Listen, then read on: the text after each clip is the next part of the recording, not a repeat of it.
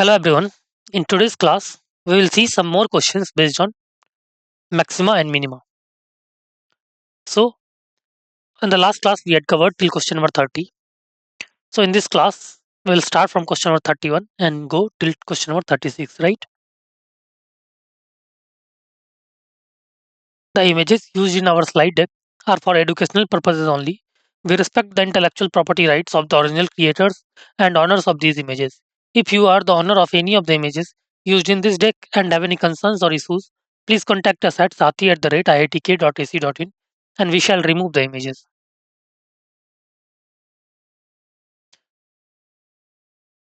So let's start with question number 31, which says the curved surface of the cone inscribed in a given sphere is maximum if, right?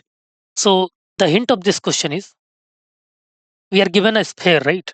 And inside this sphere, we are given a cone, right?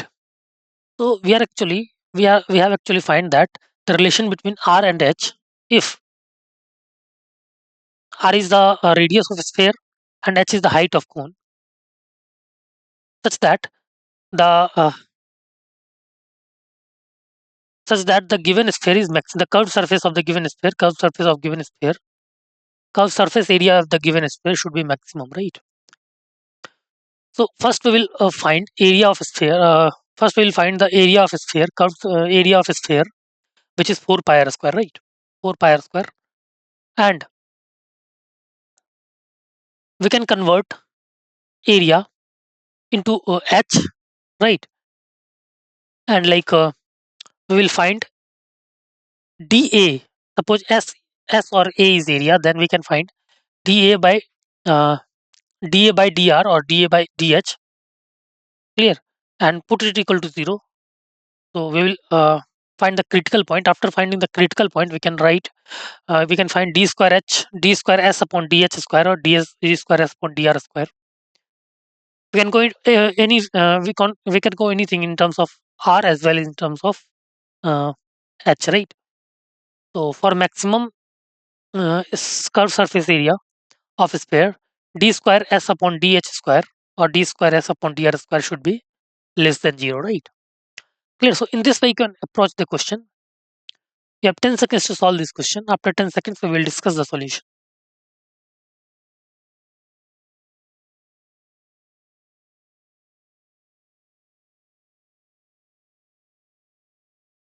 Okay, let's move to the solution part C.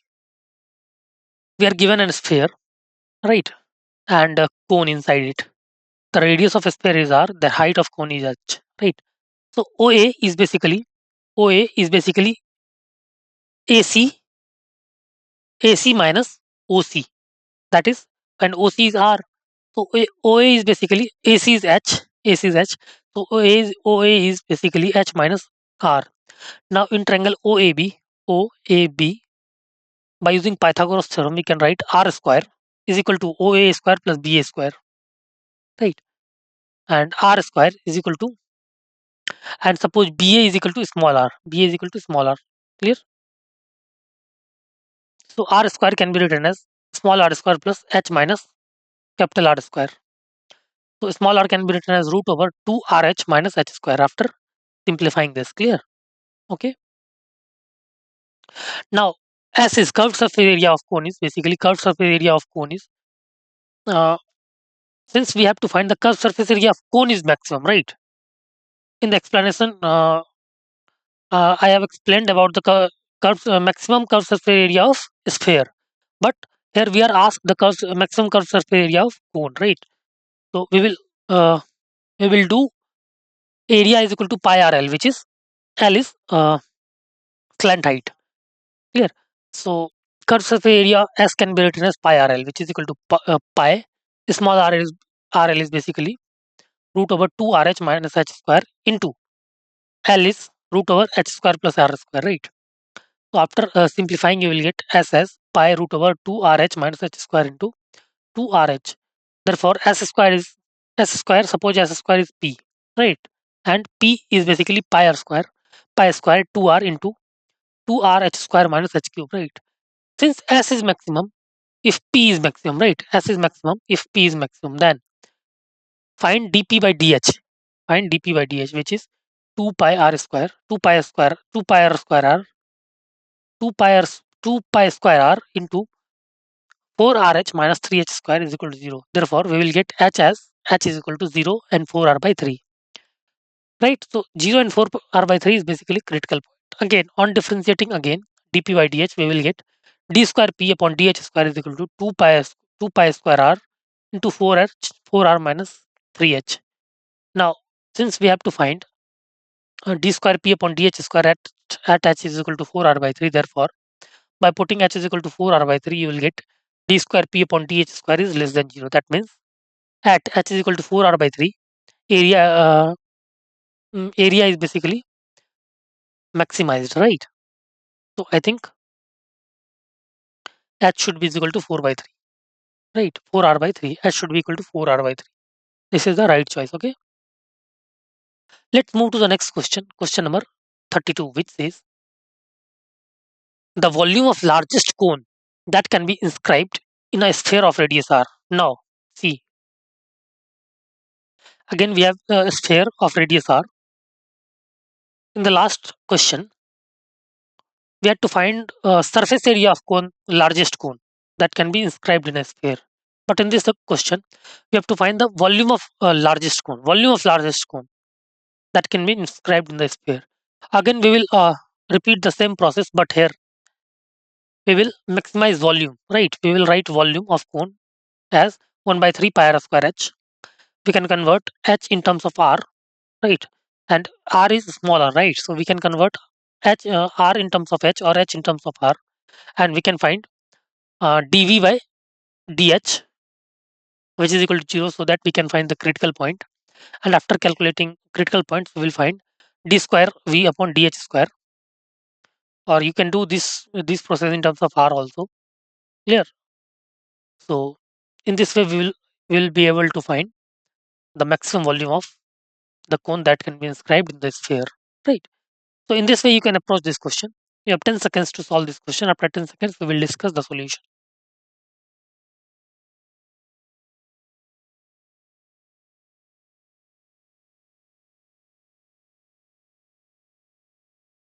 Okay, let's move to the solution. See, OC is basically x. Suppose OC is x and CQ is r. CQ is r. Now OA is, what will be OA? OA is r because the radius of a sphere given. Height of cone h can be written as r plus x. H is basically r plus x. Now volume of cone is V is equal to 1 by 3 pi r square h. Clear? Volume of cone is 1 by 3 pi r square h. Clear? Now see, also in it, right, in right angle triangle OCQ, right angle triangle C, OCQ, OCQ, OC square plus OC square plus CQ square will be equal to OQ square, right? So OC square is x square plus small r square is equal to capital R square. So a small r square can be calculated as capital R square minus x square. It is equation 2. Now from equation 1 and 2, volume can be written as C. Write small r square in terms of capital R square and x square. So volume is 1 by 3 pi capital R square minus x square into x plus r. Now since small h is equal to x plus r, on differentiating equation 3 with respect to h, we get dv by dx is equal to 1 by 3 pi r square minus x square minus, we have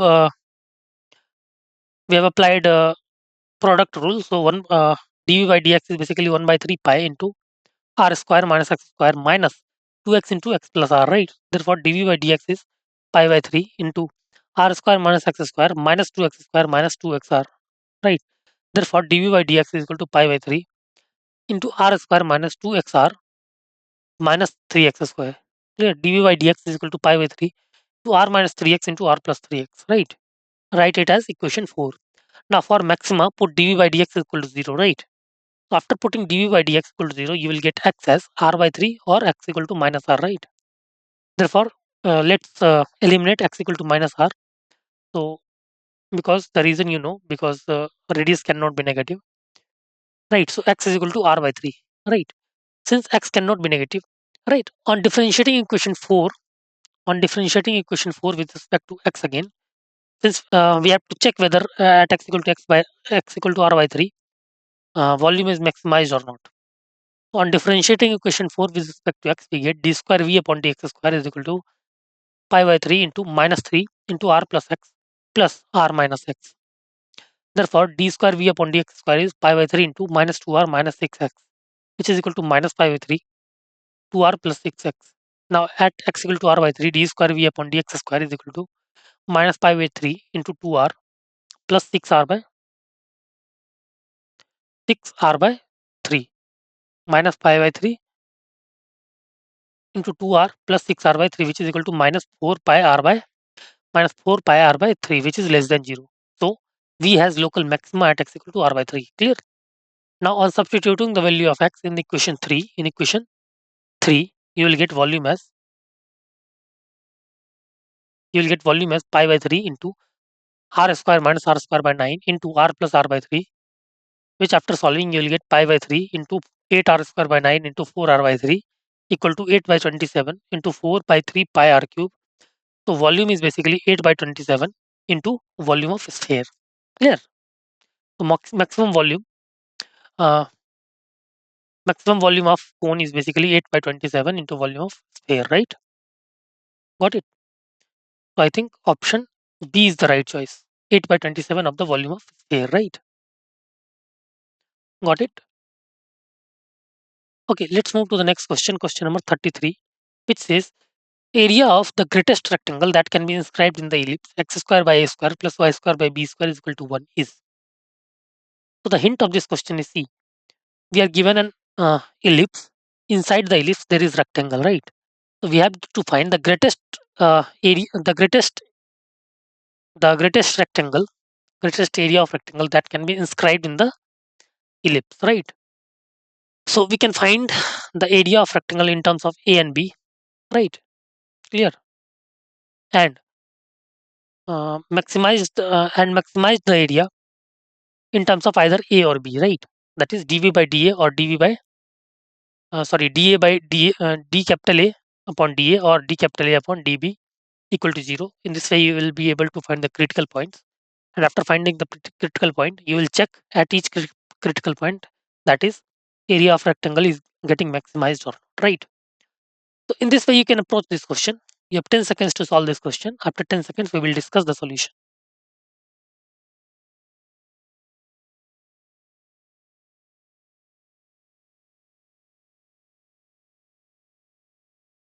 Okay, let's move to the solution part C. As we have discussed, C. As we have discussed, we can differentiate in terms of A and B also, A and B, but we can take another parameter, right, which is common in A and B, which is theta, right? So see, if equation of ellipse is like this, we can write x and y in parametric form. So x can be written as a cos theta, and y can be written as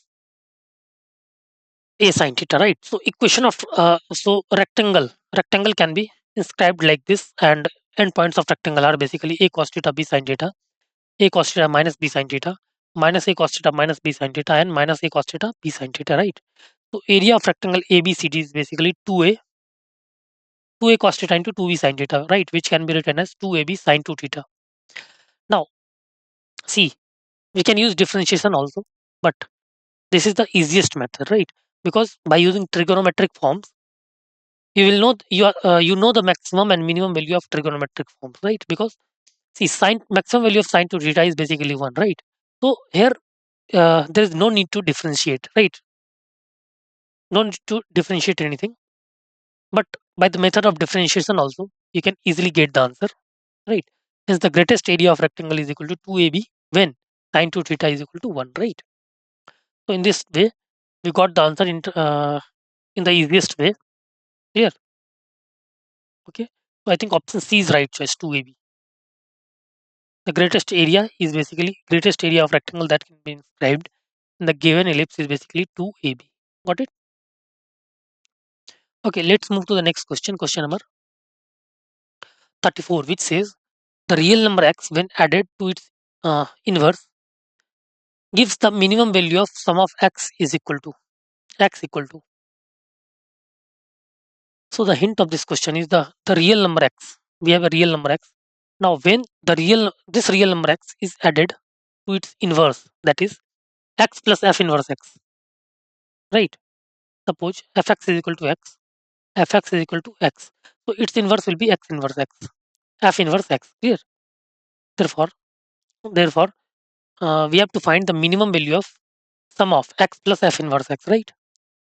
Again, you can make the hint of this question is you can make a function with x plus f inverse x.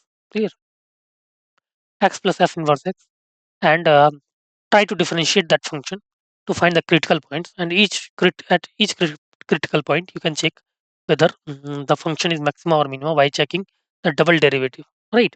If the double derivative is basically less than 0, then it will attain the maxima at that critical point.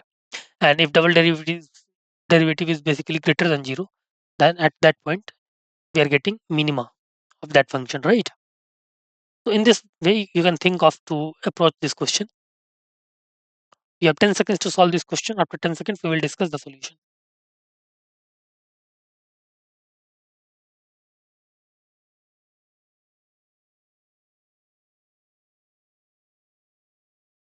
Okay, let's move to the solution part C.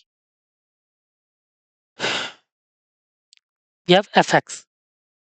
Fx is equal to x, and the inverse of x is basically 1 by x. That is reciprocal, right? Clear?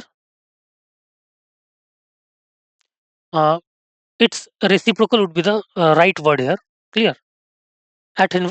Inverse means basically f inverse, right? But reciprocal would be the right word. Okay, therefore fx can be written as x plus 1 by x, right? So f dash x is basically 1 minus 1 by x. Clear? Now for maxima and minima, put f dash x is equal to 0. Therefore 1 minus 1 by x square is equal to 0. Therefore x is equal to plus minus 1, right? Now uh, we have two critical points, that is 1 and plus minus 1, right? Now at each critical point, we can check the sign of f double dash x, right? So f double dash x is basically 2 by x cube. At x equal to 1, f double dash x is positive, minima, and x equal to minus 1, f double dash x is basically negative, which is maxima. Clear? Which is maxima. Thus, thus fx attains minimum value at x equal to 1. Clear? Minimum value at x equal to 1, right? So I think option B is the right choice. B, 1. Okay, fine. So let's move to the next question, question number 35, which says the greatest value of fx is equal to x plus 1 to the power 1 by 3 minus x minus 1 to the power 1 by 3 on 0 to 1 is. Again, the hint of this question is C. You have to find a greatest value of this function. So you can easily find f dash x, right? And you can find critical points. And at each critical point, you can check the sign of f double dash x. That is double derivative. If f double dash x is less than 0, then at that critical point, the function will attain maximum value. And if f double dash x is basically greater than 0, then at that point, the function will attain minimum value. And see, we are given the interval 0, 0 to 1. So we must check the value of function at endpoints also. That is at point 0 and 1, right? So that we will be able to find the local global maxima and minima in this interval, right? Okay. So in this way, you can approach this question. You have 10 seconds to solve this question. After 10 seconds, we will discuss the solution.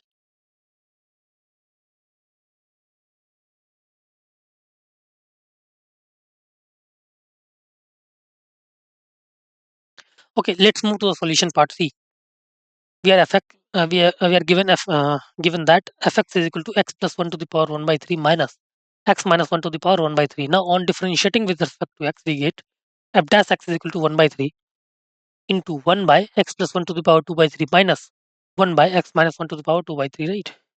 Which can be simplified as x minus 1 to the power 2 by 3 minus x plus 1 to the power 2 by 3 upon 3 x square minus 1 to the power 2 by 3. Clear? Now clearly f dash x does not exist at x equal to plus minus 1, right? Does not exist. Now put f dash x equal to 0, 0. You'll get uh, f dash x equal f dash x equal to 0. You will get f x minus 1 to the power 2 by 3 will be equal to x plus 1 to the power 2 by 3, right? Now at x equal to 0, fx is basically 0 plus 1 to the power 1 by 3 minus 0 minus 1 to the power 1 by 3, which is equal to 2. Hence, the greatest value of fx is 2. Clear? We can check. See, at point 1 it is not defined, right? So at point 0 we are getting the greatest value of fx, which is 2. Clear? So I think option B is right choice. B is right choice. Okay, got it. Let's move to the next question. Question number 36, which says, see, the coordinate of a point on the parabola y square is equal to 8x, whose distance from the circle x square plus y x square plus y plus 6 whole square is equal to 1 is minimum. Clear? So the hint of this question is, we are given two coordinates. We can use parametric form. Clear? Or we can directly use x and y, right? So we know that we know the distance formula, which is distance between 2 points. Suppose we have 2 points, x1, 2 points p, x1, x2, and y1, x1, y1, and x2, y2. So the distance formula is basically root over x2 minus x1. Distance between these 2 points is basically root over x2 minus x1 whole square plus y2 minus y1 whole square, right? So we will use that formula. We might use that formula in this question. And after finding the distance, we basically minimize that uh, expression by using derivative form. Dy by dx equal to 0. Or if we take some parameter, we will find, suppose p is l is the distance, and dl by d theta or dl by dx or dl by dy is equal to 0. In this way, we will be able to find the critical points, and each critical point, we again check the sign of the double derivative, that is d square l upon d theta square or dl square l by dx square or d square l by dy square, right? If the sign of double derivative is less than 0, then it will attain a maximum value, and if the sign of double derivative is greater than 0, then it will attain minimum value, right? So in this way, you can approach this question. You have 10 seconds to solve this question. After 10 seconds, we will discuss the solution.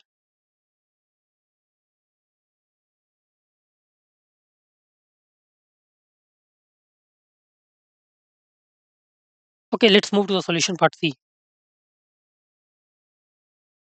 Since y square is equal to 8x is parabola, but y square is equal to 4ax is the basic form of parabola, right? Therefore, by comparing this and this, y square equal to 4ax and y square is equal to 8x, we will get 4a is equal to 8. Therefore, a is equal to 2. So any point on the parabola is 8t square 2at, that is a is equal to 2, that is any point will be 2t square and 4t. We are using parametric form where t is parameter, right? Now for minimum distance from the circle means that circle means that the distance from center 0 to minus 6. See, the center of this circle will be 0 and minus 6. So the distance between 0 to minus 6 to this point, 2t square and 4t. So distance can be calculated as C. Z is equal to, Z is basically distance square. So it can be written as 2t square whole square plus 4t plus 6 whole square, right? Which is basically 4 times t to the power 4 plus 4t square plus 12t plus 9. Therefore, dz by dt is basically 4 into 4t cube plus 8t plus 12. So when we take 4 as common, it is 16 into t cube plus 2t plus 3, which is equal to 0. Therefore, t plus 1 into t square minus t plus 1, 3 is equal to 0. Therefore, t is equal to minus 1, right? So d square z upon dt square is equal to 16 into 3t square plus 2, which is greater than 0, right? Hence minimum. Since d square z upon dt square is basically greater than 0, hence t equal to 1 is basically minimum point, right? So the point is basically 2 and minus 4. Clear? Because t is equal to minus 1. Clear? 2 and minus 4, right? So right. So I think option A is the right choice. 2 and minus 4. Got it? So in this way, we have discussed a lot of questions based on maxima and minima in this lecture. Right. Hope you understood the concept. Hope you got how to approach these different types of questions, right? And hope you liked the lecture. Okay. Thank you so much.